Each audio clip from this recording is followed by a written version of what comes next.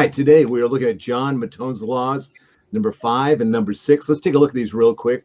Law number 5 states the key to unlocking your massive potential is making the decision to be vulnerable. That's number 5. Number 6 states you have the choice to either accept or reject feedback.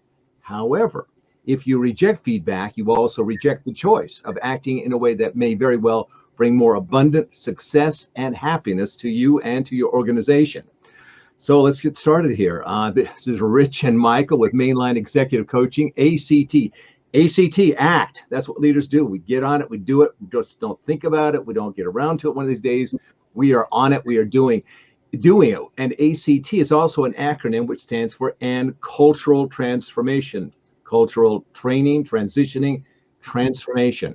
So there's this wonderful connection between leadership and culture. We talked about this before, that when we got great leadership, we got great culture. When we got great culture, that encourages great leadership. There's this great relationship that goes on and on that we want to perpetuate.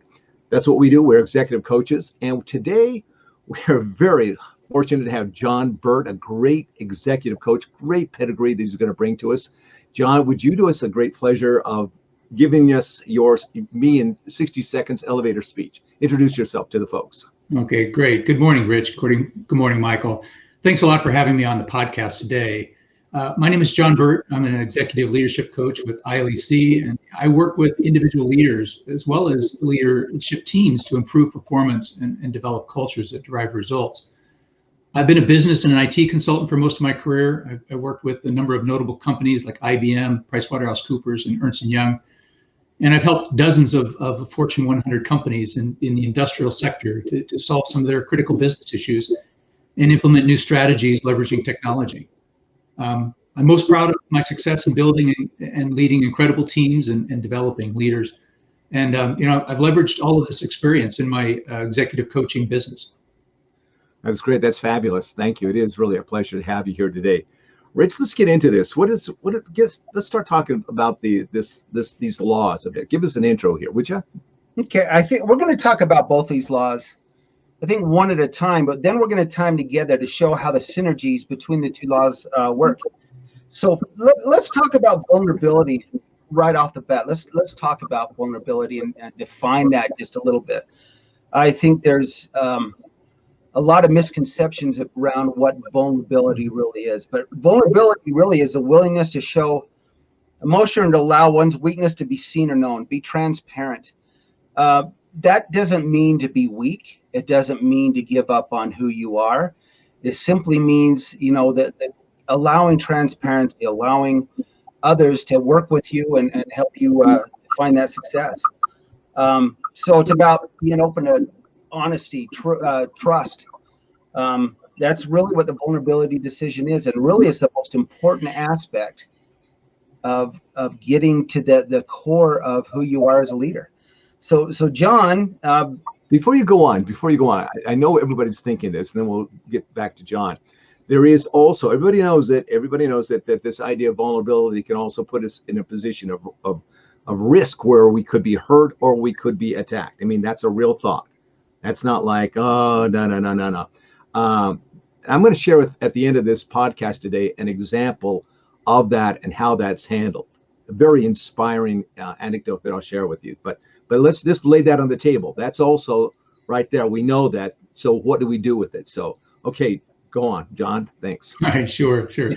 And thanks, Rich. It's really a great question. When I look at older leaders that I work with, they tend to operate in what I call the John Wayne model. And for those of you, maybe this is an old reference. I mean, there's a lot of like tough guy types of leaders, right? And they all feel like they need to be the smartest person in the room and have all the answers. And unfortunately, I think that model of leadership is being replaced. And more leaders are recognizing this value of vulnerability.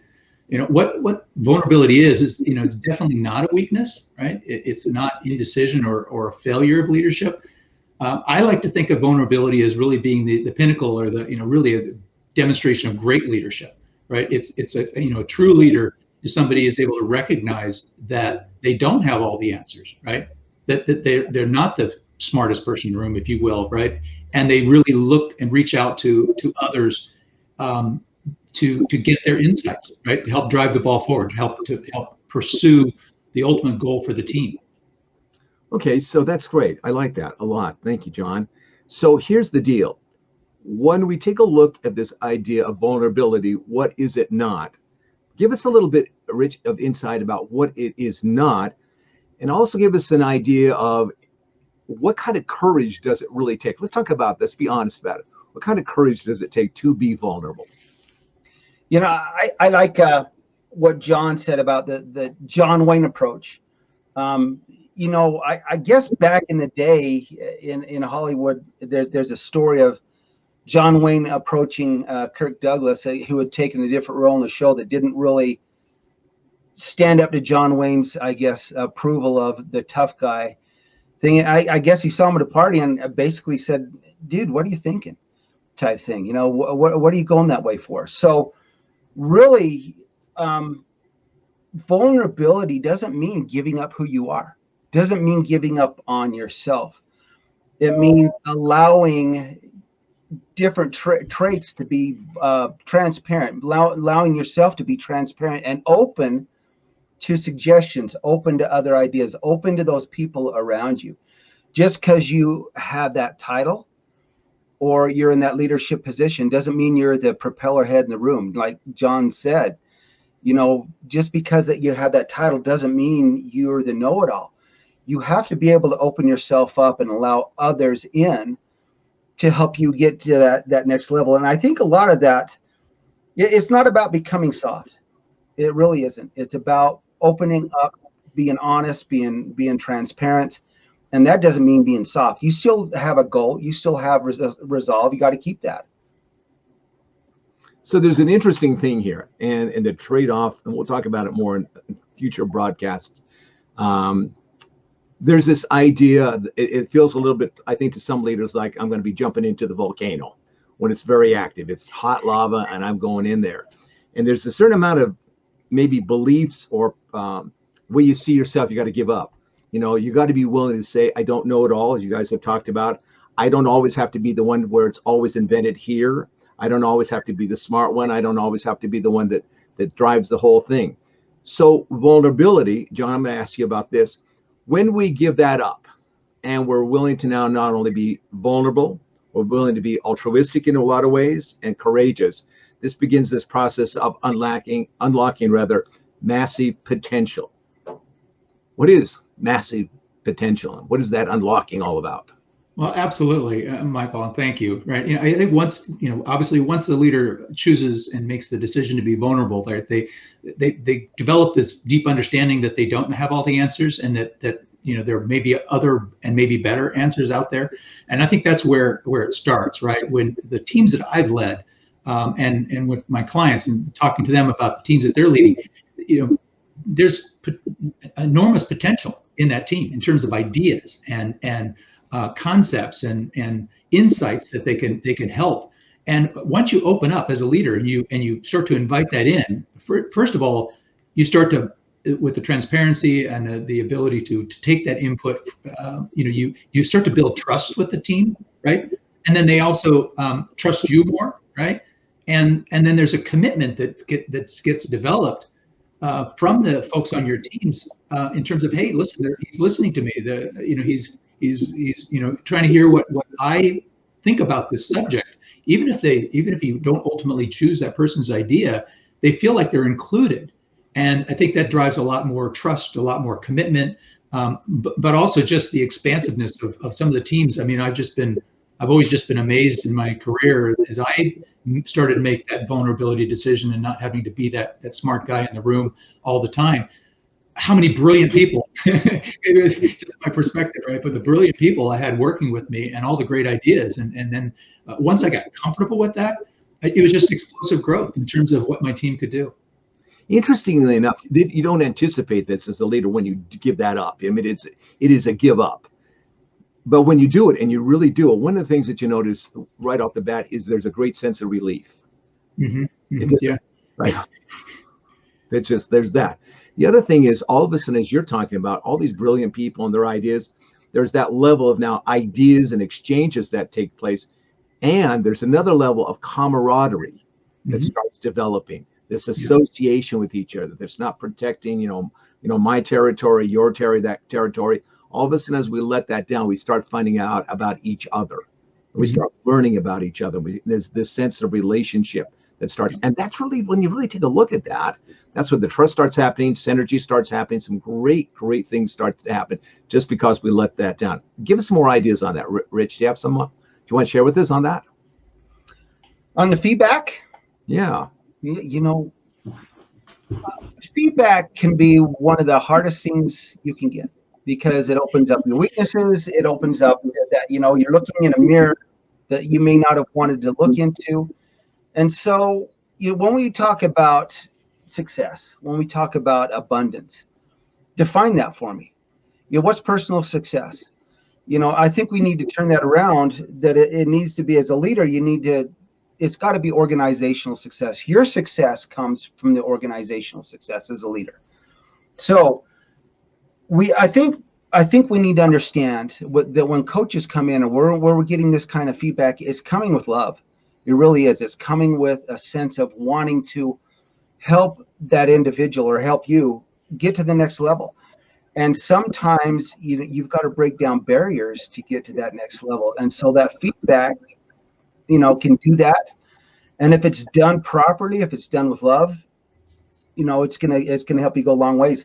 If you choose to reject that feedback, you could be giving up on a lot of opportunities. And not only that, opportunities for your organization. Organizational success and the people around you, they all succeed and find this abundance in, could be with additional customers, additional growth in the organization, a kinder, better workplace. I don't know if kinder is the right word, but you know what I'm saying, a better place to be with your team, where you're working all to one's goal. But I think it's all comes back to that vulnerability decision. Are you going to be willing to accept that feedback? Are you going to do you understand where that feedback is coming from? And feedback's not always easy to take. It's interesting. I've got some friends that have been special ops guys. Very interesting people. They can be the gentlest souls in the world, in all honesty. And yet they can turn on a dime, and all of a sudden they are that person that's going to take out that guy, that person that's the real threat. They're very, very interesting people to deal with. And this idea of as a team working together, they work in the most brutal of situations, the most life and death situations, and yet their ability to work as a team together almost seamlessly. And so you're talking about kind, is what came to my mind. Are they kind? They are connected in a way of association, of relationship, of taking care of each other like nothing else. I mean, they're not fighting, like they say, for the homeland, you might say. They're fighting for each other. And there's a kind of thoughtfulness that is very powerful. There was an example, I'll get really, really quick, that they were out, this one troop was out on patrol, and they got in an ambush. And all of a sudden, there was this very strong smell of urine. And one of the guys had just, lost it and just let it go. And the smell of urine was so strong that when they said, okay, this is not good.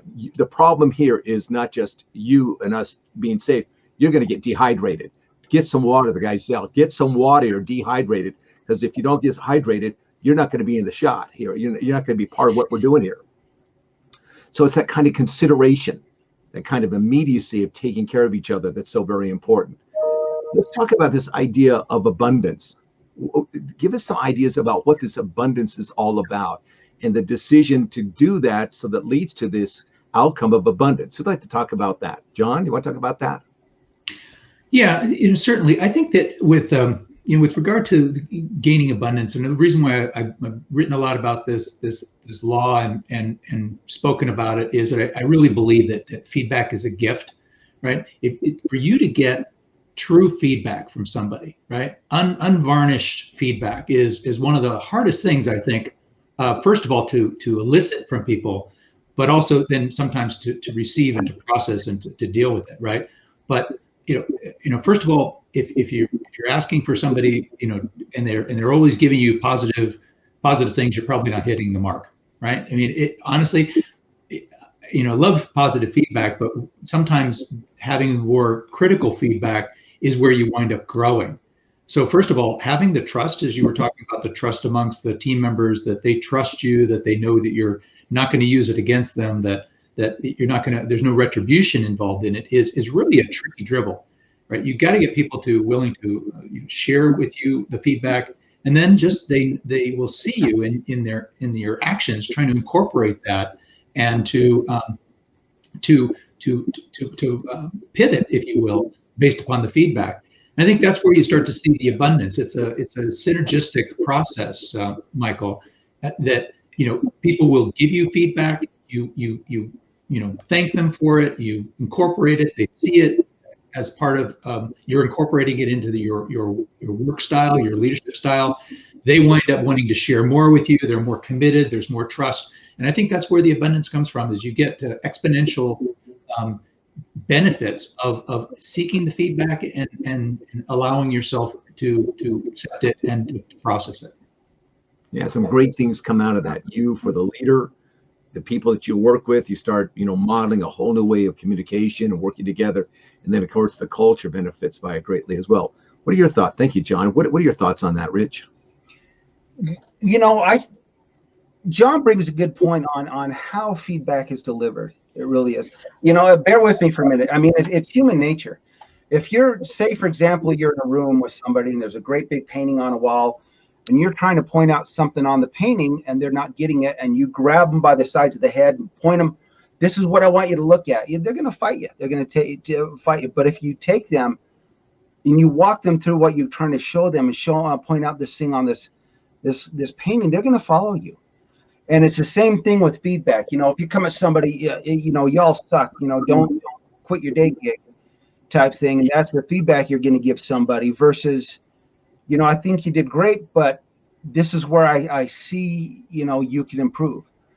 That kind of feedback. And it's all done, if it's done with love and understanding and pointing them in the right direction, it's just like John said, that's where a lot of that abundance comes from. You start building that rapport, and then the abundance comes from that. Let me share with you something that I mentioned earlier in the podcast here. I was with a group. There was a sales group. And they brought in another sales group from the outside. So there was a team that was already in-house, and then they brought this new team that was already existent into this. And the team that was already in-house, he was like the image guy, right? The shirt, the tie, everything just exactly right. The hair's all in place, all image, all ego. The guy that led our team that was brought into it, very down to earth guy, very, very real kind of a guy. I'm going to tell it the way that it is. And there was this tension between these two leaders. And the image guy, you could just see him, day after day, get a little bit more tight, a little bit more upset, a little bit more just wait. And at some point, he said to the guy that headed my team, "We got to talk. We got to talk." And so the two of them went into a room, and it was a glass wall. You could see through this thing. You could see. And this guy's standing here. My buddy is sitting against a desk, just listening. And this guy unloads, and he unloads, and he unloads. And this goes on for like 10, 15 minutes. You keep thinking it's going to end soon. And it doesn't. And it goes on and on and on. And my buddy's just leaning against the desk. He starts to stand up. Then he sits back down. He's nodding his head. Okay. And it goes back and forth. And this guy just unloads. My buddy says, okay, got it. When he finally runs out of gas, my buddy stands up, puts his arm around the guy, and says a few words. I don't know what it was. They walked out of that office together and said, we just had a great conversation, and we're going to do some things a little bit differently. But I just want everybody to know we're okay. We're fine. It's going to be just great. So that's all we're going to say about it. And he moved on, just completely unflustered. Yes. Just had that ability to take it and take it. Never was like beat down. Never was, felt like he was treated badly. It was just like, he's just that guy that could take it and then turn it around to make it into something really good. That, my friends, is a powerful leader. And he was a great, great leader. All right, let's wrap this up here. John, somebody wants to get a hold of you, they want to have that critical conversation with John, how can I take it up to the next level? How can you help me get it to where I want to go? How do they get a hold of you? What do they do? All right. Well, thank you, Maikel. I appreciate it. And I hope all the listeners have really learned something today and we're inspired to take the next step. If you want to reach me, probably the better two different ways, best ways to get a hold of me. One is through my website, and that's at johnburt.intelligentleadershipec.com. I know that's a mouthful, but you can also call me at 720-235-9370. All right, outstanding. Thank you so much for being here. We appreciate it. It's great. We'll have you back again. Hopefully you will come back. Thank you. All right, Rich, take it out for us. All right, John, once again, thank you very much. And I'll add your contact information on the notes after. But if you have anything you want to, any comments, suggestions, or something you want to hear in a future podcast, mainlineleadersact@gmail.com. That's mainlineleadersact@gmail.com or richbarron.intelligentleadershipec.com. And again, subscribe to this podcast. And we got a lot of good things coming up. Once again, thank you for being here today, and be safe and take care. All right. All the best to everyone. Bye-bye. So once again, thank you for joining us today. If you have a topic you'd like to hear about on a future podcast, or have suggestions or comments or a question, send us an email at mainlineleadersact@gmail.com. That's mainlineleadersact@gmail.com. Or go to richbarron.intelligentleadershipec.com. Once again, we hope to hear from you soon. Thank you and take care.